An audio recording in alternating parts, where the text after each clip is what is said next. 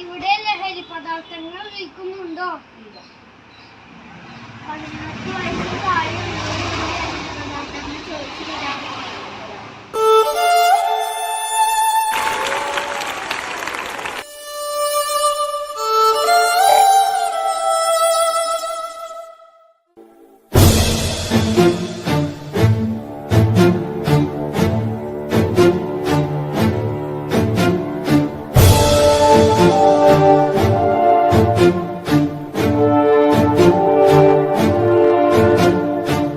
ജീവിതം കാർന്നു തിന്നുന്ന ലഹരി നമുക്ക് വേണ്ട.